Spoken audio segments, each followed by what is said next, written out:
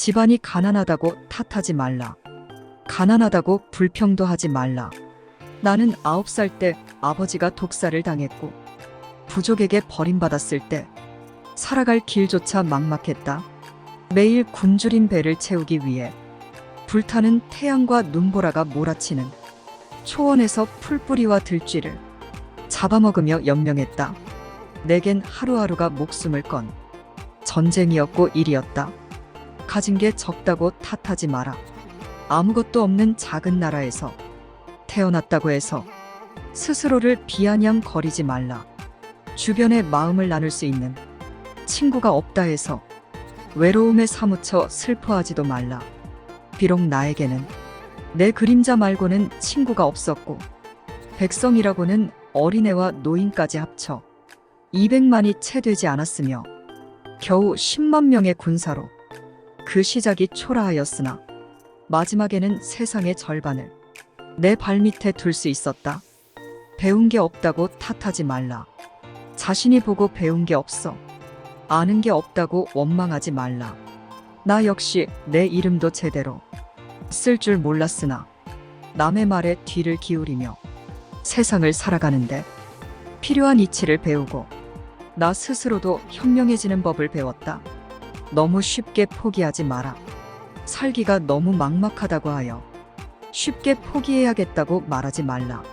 나는 살고자 목에 칼을 쓰고 탈출했고 땡볕이 내리쬐는 무더운 여름날에도 땀을 비오듯 흘리면서 양털 속에 하루 종일 숨어가며 삶의 끈을 놓지 않았다. 내 안에 화살을 맞고 죽었다 살아나기도 했고 가슴에 화살을 맞고 꼬리가 빠져라 도망친 적도 있지만 전쟁할 때 언제나 늘 죽음을 무릅쓰고 싸웠고 마지막에는 반드시 승리했다. 살고자 하면 반드시 희망이 있고 희망을 품으면 길은 보이기 마련이다. 실수와 실패를 두려워하지 마라. 만약 실패가 두렵다면 애초에 시작하지도 말라. 그러나 실행하고자 마음을 먹었다면 두려워하지 말고 앞으로 나아가라. 사람은 넘어지도록 태어났다. 사람이 두 발로 이 세상에서 있는 모습은 참으로 회의하고도 폐위하다. 사람의 모형을 만들어 지지대 없이 한번 세워보라. 사람의 몸은 관절과 관절로 이루어져 있어 관절에 힘이 가해지지 않으면 관절은 무조건 접히며 도저히 채워지지 않는다. 그렇기에 서 있는 사람의 모습은 네 발 달린 동물들과 달리 중심점이 일정치가 않아 쉽게 서 있을 수가 없다. 그러나 그럼에도 불구하고 사람이 이 세상을 지배하고 있는 것은 실수를 거듭하여 넘어지면서도 스스로 판단하여 일어날 줄 아는 능력이 있기 때문이다.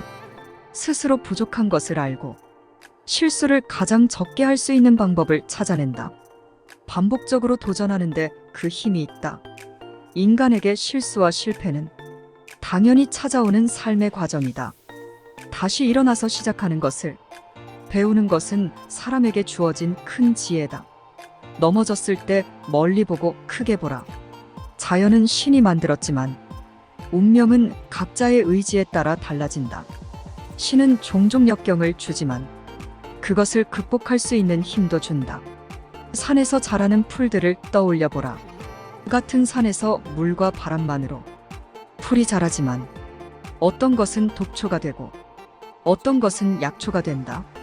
독초와 약초는 사람의 눈으로 확연히 알 수 있지만 다른 동물에게는 약초가 독초가 될 수도 있다. 우리의 인생도 이와 비슷하다. 다른 사람은 내가 가진 특성을 약점이라 하지만 그것이 때로는 내 강점이 되기도 한다. 인생에서 기회는 생각치 않은 곳에서 온다. 만약 지금 실패했거나 넘어져 있다면 지금 이 시기를 자신을 돌아볼 수 있는 기회로 삼아라.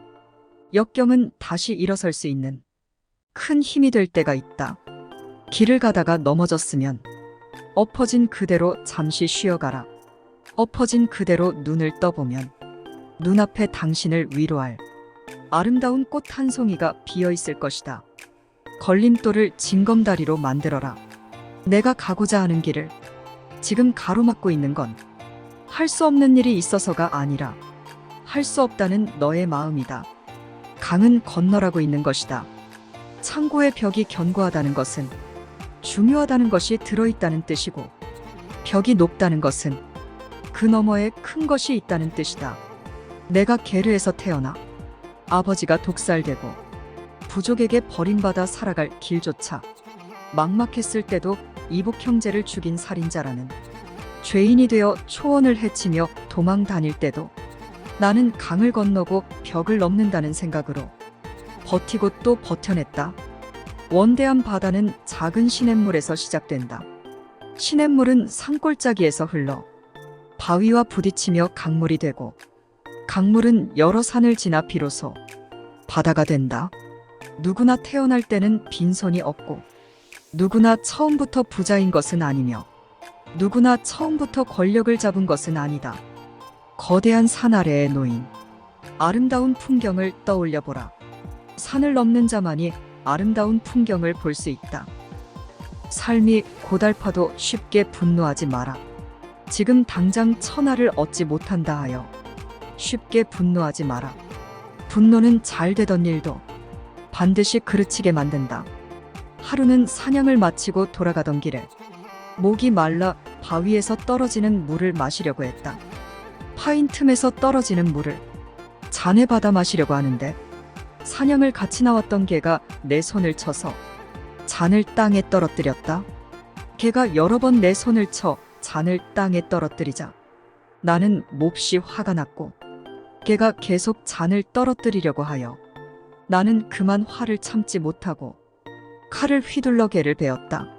나중에 죽은 개를 치우다가 우연히 바위 위를 보게 되었는데, 죽은 독사의 사체가 샘물 안에서 썩고 있었다. 만약 내가 그 물을 마셨더라면 나는 독사할 수 있었다. 그 후에 나는 막사로 돌아와 금으로 개의 형상을 떠서 양날개에 이렇게 새기며 스스로 반성했다. 분노로 한 일은 무조건 실패하게 되어 있다. 분노에 사로잡혀 이 일을 쉽게 그르치지 마라. 유혹에 쉽게 흔들리지 마라. 인생이 고달프면 유혹에 쉽게 넘어가기 마련이다. 좋은 옷을 입고 빠른 말을 타며 아름다운 여자들을 거느리는 모습에 끌리게 되면 천하를 잇기가 쉽게 된다. 자기 자신을 다스리지 못하는 자는 결코 세상을 다스릴 수가 없다. 천하를 다스리고 싶다면 자신을 절제하고 또 절제하여 자신의 몸과 마음을 다스려라.